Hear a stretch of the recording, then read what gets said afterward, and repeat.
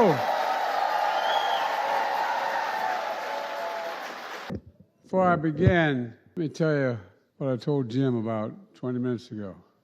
I used to start off as a young kid getting involved in the civil rights. My state, Delaware, to its great shame, was fought on the wrong side of the war. My state was segregated by law. My state, Delaware, was no different in terms of its laws than South Carolina or any other southern state. And like two other states just couldn't figure out how to get and fight inside the South because it was cut off. But the southern two parts of my state, they talk funny like you all do down here, you know what I mean? I used to go, when I got engaged, I didn't plan on it. I love reading these biographies now, how I knew I was going to be president, I was going to run for president, et cetera. Truth of the matter was that I'm a kid who talk about impediments. I used to talk like that. I used to stutter. Came from a place called Claymont, Delaware, a lot of steel town, all went bankrupt. Come from Scranton, Pennsylvania. Things didn't work out so well because of the economy. But you know what? Every time I spent time in the black church, I was telling Jim, I think of one thing, the word hope. No, not a joke. Pastor, thank you for allowing me to be back in this pulpit. And Senator, thank you for that introduction. I appreciate it. You made a really moving sermon, Pastor. Thank you for the congregation of Royal Missionary Baptist Church and welcoming me back to Charleston to worship with you. I prayed with you here in February of 2020 when I was running for president. On my final full day as president, of all the places I wanted to be was back here with you.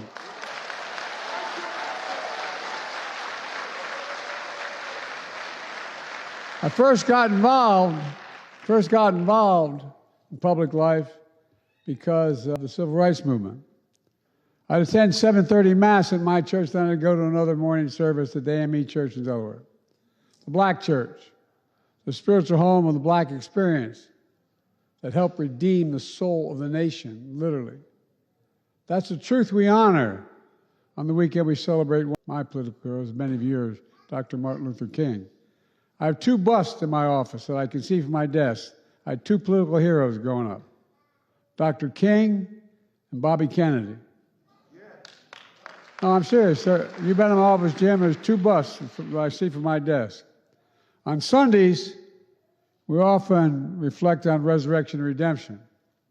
We remember Jesus was buried on Friday and he rose on Sunday.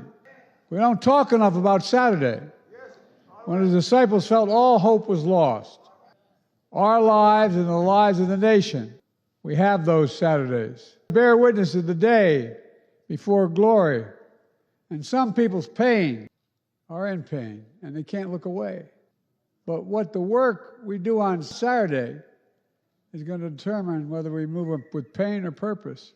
How can faith get a person, get a nation through what's to come? Here's what my faith has taught me. Scripture says, as iron sharpens iron, so one person sharpens another person. That's what faith and friendship have taught me. And friends in South Carolina like Jim and Emily Clyburn. I could not be standing there. I would not be standing. That's not hyperbole. In this pulpit. Were not for Jim Clyburn.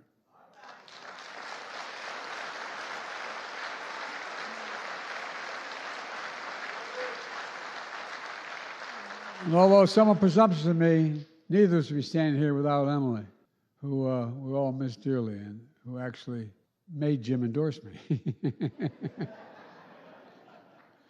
Thank you, Emily. South Carolina friends like Fritz and P.C. Hollings, who believed me when I got through one of the most difficult times of my life. I got a phone call saying my wife and daughter were dead. Well, guess what? Jim, Emily, Fritz, and P.C. and so many friends in South Carolina have always been there for me, especially in those Saturdays when I felt all hope was gone. Those days when I buried pieces of my soul, my wife, my daughter, my son, Bo, who's the Attorney General of Delaware.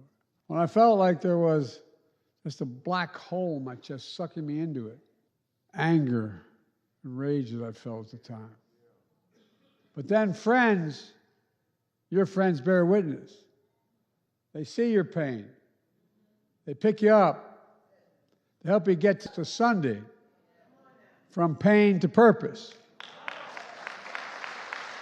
I felt that faith friendship when I prayed with the congregation of Mother Emanuel. I went there and tried to confront them on my own Saturday. But it was they who ended up comforting me as we arrived together and found grace together. Moving from pain to purpose strengthened my faith in the service of others. To love the Lord thy God with all thy heart and soul and all thy mind, and love thy neighbor as thyself. Very easy to say, but very hard to do. But in the words, those words are the essence of the gospel, is the essence of the American promise. The idea, as was mentioned earlier, we're all created equal in the image of God and deserve to be treated equally throughout our lives. My dad used to say the greatest sin of all is the abuse of power.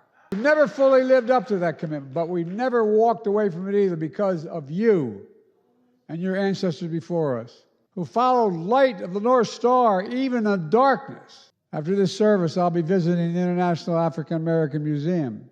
It captures the ongoing story of redemption. I'll tour the exhibits and I'll speak about the power of history to make real the promise of all Americans. But this morning, I'd like to talk about the essential piece of redemption, the power of mercy and justice. With experience, wisdom, conscience, compassion, and science, we know how healing and restoration from harm is a pathway to the kind of communities we want to live in, where there's fairness, justice, accountability in a system, where the people we love go through hard times, fall down, make mistakes, but we're right there to help them get back up. We don't turn on each other. We lean into each other. That's the sacred covenant of our nation. We pledge an allegiance, not just to an idea, but to each other. That's who we're pledging allegiance to.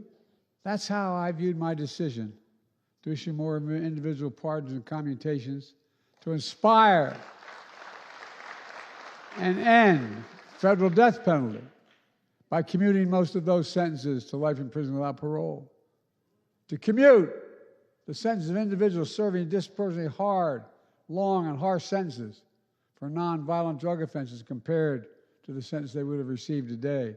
Show mercy for individuals who either did their time or a significant amount of time and have shown significant remorse and rehabilitation.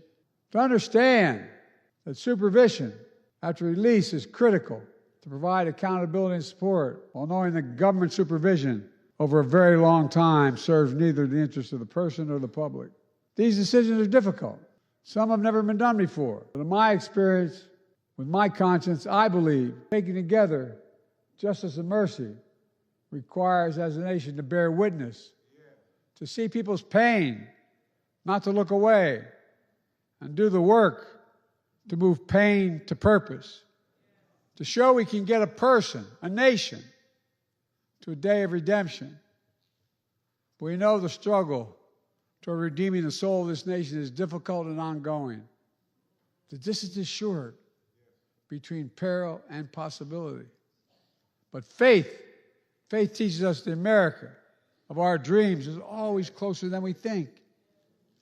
That's the faith we must hold on to for the Saturdays to come. We must hold on to hope. We must stay engaged. We must always keep the faith in a better day to come. I'm not going anywhere. I'm not kidding.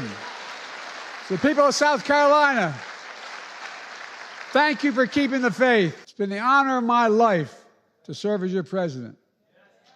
The highest honor for Jill and our family. And as I close out this journey with you, I'm just as passionate about our work as I was as a 29-year-old kid when I got elected. I wasn't old enough to serve yet. I'm in no ways tired. I've always heard before, we've come too far from where we started. Nobody told me the road would be easy. I don't believe I don't believe he brought me this far to leave me. My fellow Americans, I don't think the good Lord brought us this far to leave us behind. As we celebrate Dr. King's legacy and generations before and since, women and men enslaved and free, we have to remember one of his favorite hymns. Precious Lord, take my hand through the storm, through the night, and lead me into the light. Oh, God bless you all, and may God protect our troops. I owe you big. As they say where I come from, you the guys that brought me to the dance. Thank you, thank you, thank you, thank you.